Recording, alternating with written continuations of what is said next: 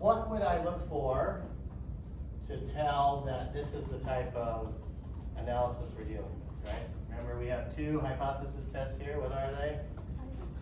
Chi-square. This is the one that has more assumptions, right? And these have to do with expected frequency, so make sure you review that, right? Yes. Is that dependent variable? Yeah, dependent variable, independent variable, yes. All right, what's the other one? Yes.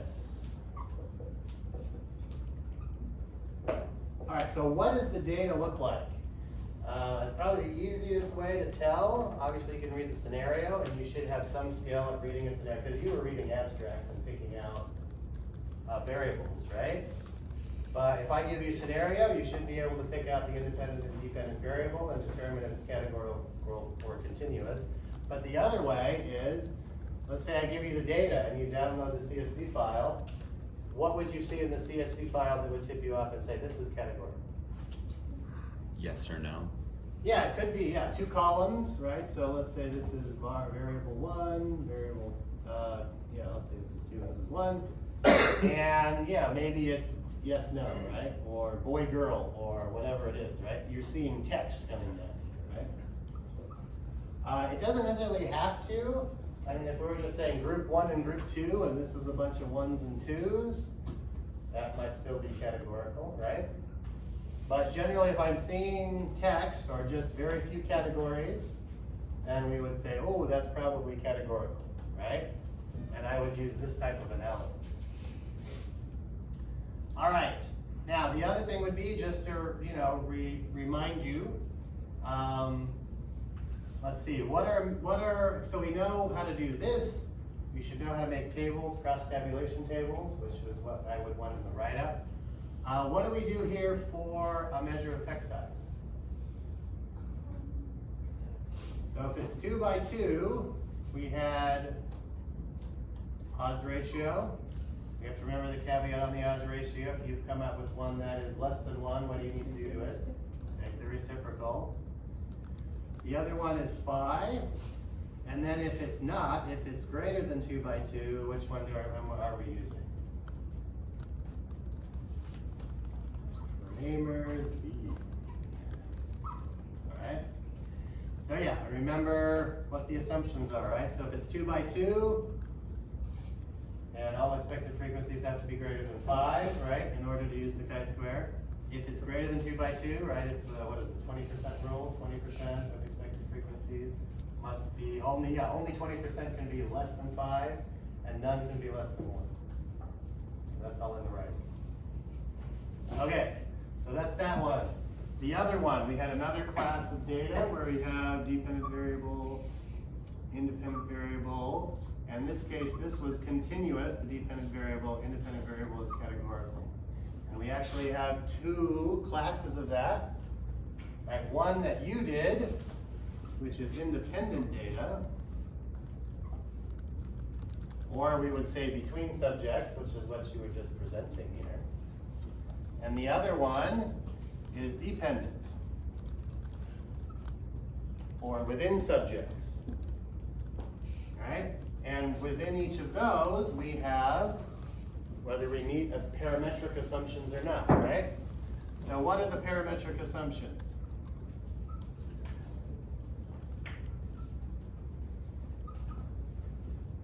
All right, they are 1. I heard normality. What's the other one?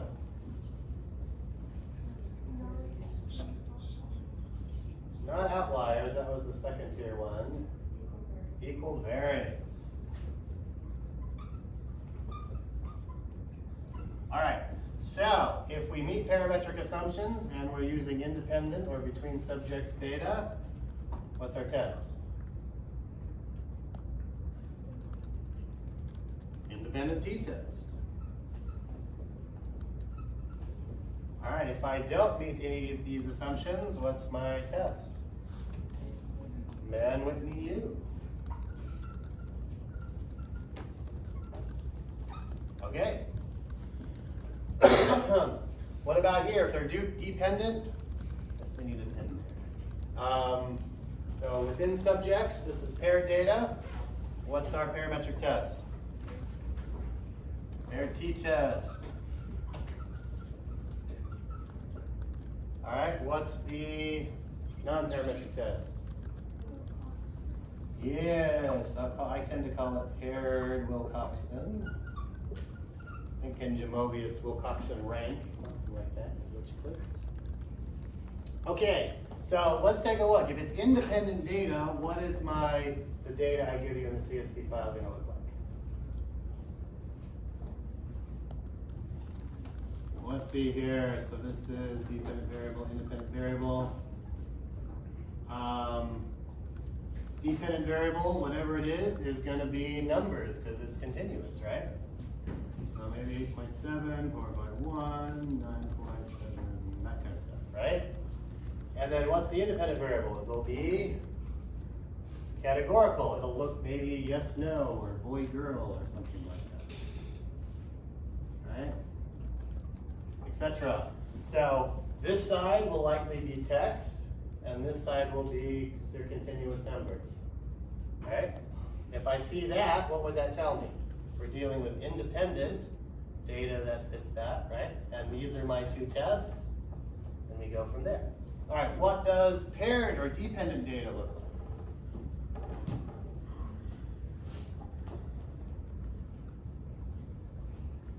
Here in our data, we probably have a data for before and then after, right? So before I do my test, right?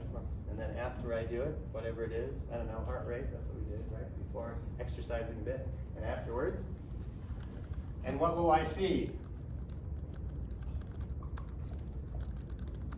Right, they'll both be numbers, right? Right? And you'll see two columns of numbers. And that would suggest that it's going to be paired data. That make sense? Okay, so those are the tests. Now, what would be the measures of effect size that we're dealing with here? If it's a t-test, it's Cohen's D. Right, that's the same here. And then what is it for the other two? Rank by serial correlation.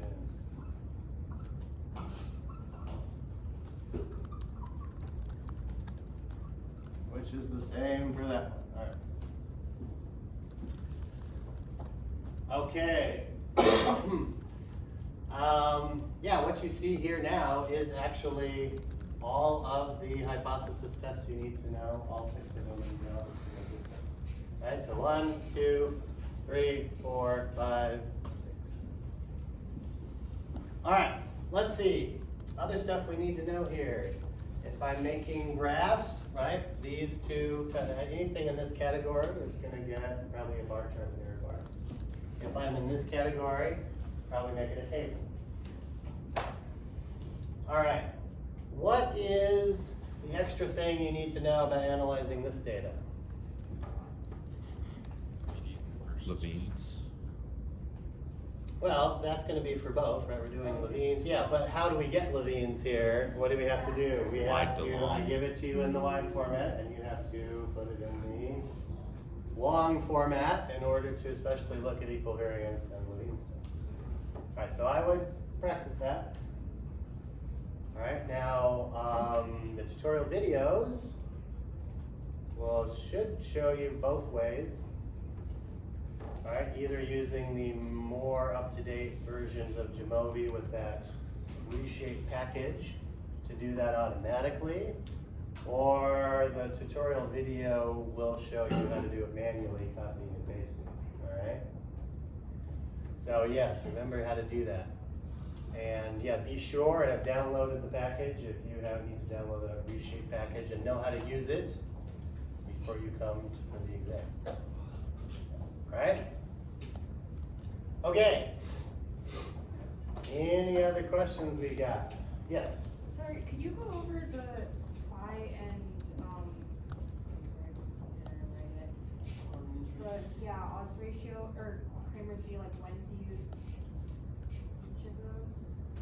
Oh yeah, so odds ratio, this is 2 by 2. In other words, both dependent and independent variable only have 2 categories. Okay. Right, right? So so the data that you collected, that you did the write-up on for your categorical analysis, that's what we did. In class, we did one that was different, right? We did the one where it was Titanic data, and you had several groups. It was like first class, second class, third class, crew, right? So it was 4, so it was a 4x2 whether they survived it, Yeah. right? So if it's great, so if you have something other than 2x2, that's when you have to use Kramer's V as the measure of effect size. And how does the phi tie into that? Phi, well, if you want to get technical, Kramer's V and phi are equal if it's 2x2. They're the same thing. Okay. I don't know how the names got changed. I don't know what I just call it. So for a 2x2, you would report both odds ratio So, and phi? yeah, what I favored in my examples was odds ratio, Okay. but phi is another one that is on my effect size table for you to use if you want. So it would be fine if we just did odds ratio? Or- Yes, it would be fine if you just did odds ratio. You don't have to have phi on it, and you didn't in your write-ups, all right? All right, other questions? Yes? You said something about like expected frequencies? Like, Yeah, like if you look at the writing guide, that's how we decided whether or not we did chi-square or Fisher's exact, right? Okay. So it was 2x2, the idea was you looked at expected frequencies, which you click that box in Jamovi, and looked to see if any of them were less than 5. And if they were, then you're like, oh, I gotta use Fisher's exact, not chi-square. It was a bit different when we did the Titanic data. Because we had to use the 20% rule, which is only 20% of expected frequencies can be less than 5, and none can be less than 1. And we did go through how to do that in class. Yes. So, right, so yeah, this is the one we're probably most rusty on because it's been longer and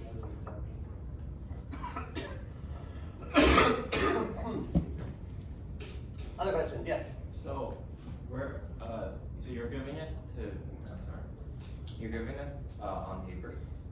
Yes. Okay. So most of the exam is on paper, and so yeah, the things you will need on eClass will be one. It'll tell you the name of the CSV file you need to download for this scenario, and you need to go there and download it. Then when you do your write-up, you will have turn it in Dropbox on eClass that you upload it to. So we just like analyze the data and then we write out like. Do it, write it in a word processor, all that kind of stuff, and then upload it to my Turnitin. Does it close as soon as the class ends? I usually give people like 5 minutes beyond. All right, so so we end at what? Like 10:45. But probably the drop. Yeah, I tentative 5 minutes. The Dropbox will close at 10:50. All right, so yeah. I will say to make sure, it might be good maybe to start with the write-up because that's where students often run out of